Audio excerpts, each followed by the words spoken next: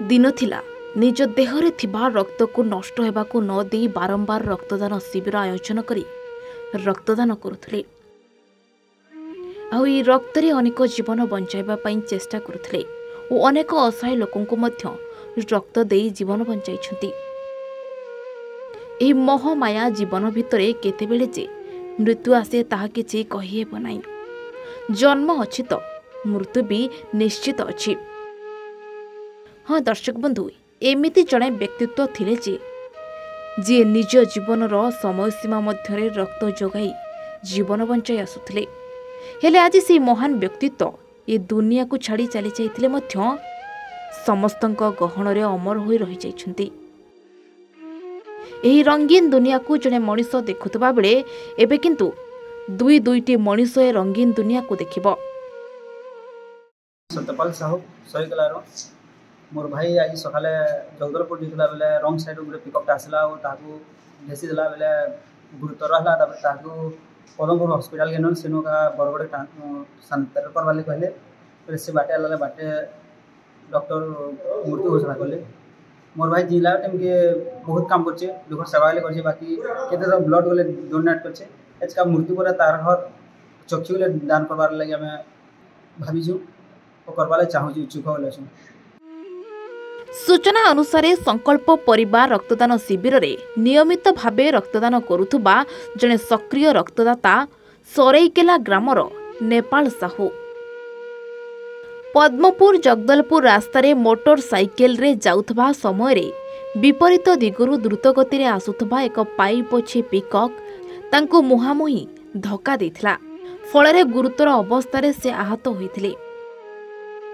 तांको गुरुतर अवस्था 108 आंबुलांस साहाय्य प्रथमे पद्मपुर गोष्ठी स्वास्थ्य केन्द्र और परे बरगड़ जिला मुख्य चिकित्सालय को पहुंचाइथिले। बहुत चेष्टा कला परे सत्ते हॉस्पिटल नेबा बाटरे तांकर मृत्यु हो जाइथिला। वर्तमान तांको पार्थिव शरीर जिला मुख्य चिकित्सालय बरगड़ रे रखा जाइछि। तांकर निज भाई सत्यपाल साहूंको अनुमति क्रमे दृष्टिदान चक्षु बैंक भुवनेश्वर कार्यरत कर्मचारी सुशील साहा चक्षुदान प्रक्रिया शेष करिसेंती।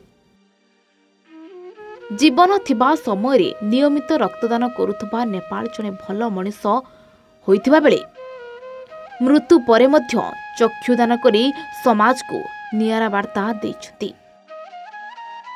तांको परिवार रो महत्वपूर्ण पई दुई जण चक्षुहीन व्यक्ति निजर दृष्टि शक्ति फेरी पाइबे ओ ए रंगीन दुनिया को देखि पारिबे।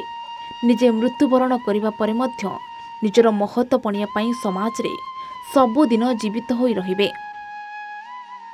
विकास कुमार अग्रवाल संकल्प परिवार बरगड़ आज आम बरगड़ डीएचएच रे आमर जने भाई पोस्टमार्टम होजे से चक्षुदान करा जाउजे। नेपाल साहू तांकर ना से सरेईकेलार बासिंदा। नेपाल साहू जेनटा कि गोटे आम योद्धा थे संकल्प परिवार सब बेले से आम रक्तदान शिविर रक्तदान करुले। सामाजिक कार्य प्रति बहुत रुचि रही है।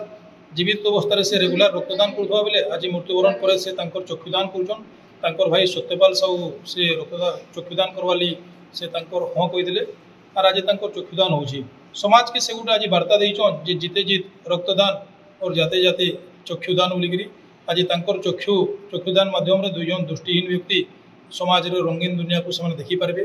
मु नेपाल साहू एवं परिवार को थाने संकल्प परिवार बहुत बहुत धन्यवाद जनाऊे। नेपाल रो आत्मा को भगवान शांति दिंतु। नेपाल मोर संग मैं स्वाधीन साया पढ़ी से बढ़िया लोग थे मैंने जेन काम मान सब आम समाज काम भल और है से खराब आम तार समस्त छाड़ी भी अच्छे आम तार सब दुखित अच्छे। Bargarh Vijay Kumar Mishra report A1 Odisha.